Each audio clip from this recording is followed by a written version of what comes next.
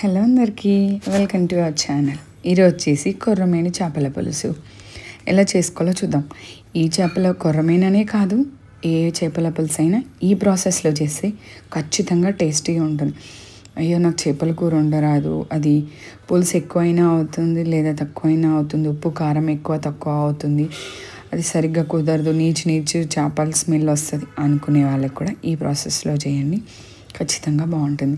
First చింతపండు నానబెట్టేసుకొని onions తీసుకొని cut చేసుకొని నేను ఏదైతే ప్యాన్లో చేపల పులుసు చేయాలనుకుంటున్నానో చేపల పులుసు గిన్నెలోనే వేయించుతున్నాను అనమాట. ఇవి కొంచెం మంచిగా ఎర్రగా అయిన తర్వాత 1 టేబుల్ స్పూన్ మెంతులు, 1 టేబుల్ స్పూన్ జీలకర్ర కూడా ఇందులో వేసుకొని చిటపటలు ఆడంగానే తీసేసుకుంటున్నాను. సో అవి తీసేసుకొని నేను మిక్సీ చేసి ఒక పక్కకు పెట్టుకుంటున్నాను అనమాట.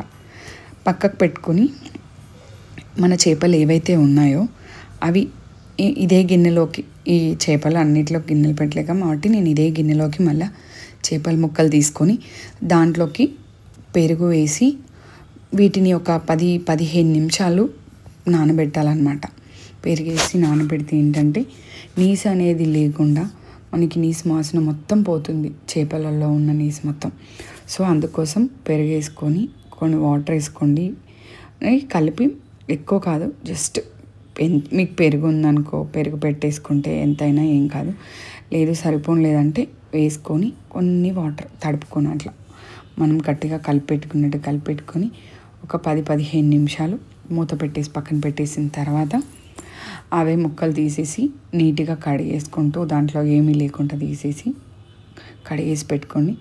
సో ఇప్పుడు ప్రాసెస్ స్టార్ట్ చేద్దాం. ఇవి నీట్గా క్లీన్గా వాష్ చేసుకున్న తర్వాత ఇలా చేస్తే ఖచ్చితంగా చేపల పులుసు నీసు వాసన అనేది లేకుండా చాలా చిక్కటి పులుసుతోటి మంచి టేస్ట్లో ఉంటుందన్నమాట. పెరుగులో నుంచి తీసి మనము ఉప్పేసి కూడా కొంచెం కడిగేసి పెట్టుకోవాలన్నమాట.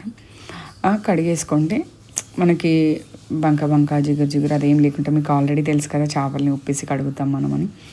సో అలా ఏం లేకుండా అయిపోతుంది అనమాట. అదే ప్యాన్ నేను కొంచెం నీట్గా కడిగేసి దాంట్లోనే ఆయిల్ వేసేసుకొని జస్ట్ కొంచెం సాజీరా వేసి మనం ఏదైతే రెడీ చేసి పెట్టుకున్న పేస్ట్ ఉందో ఆ పేస్ట్ వేసేసి అందులో కొంచెం చిటికెడు పసుపు, అల్లం వెల్లుల్లి పేస్ట్ వేసి ఈ మిశ్రమాన్ని మంచిగా ఫ్రై చేసుకోవాలన్నమాట. అందులోనే మనం పుదీనా కొత్తిమీర కూడా వేసుకుంటున్నాం.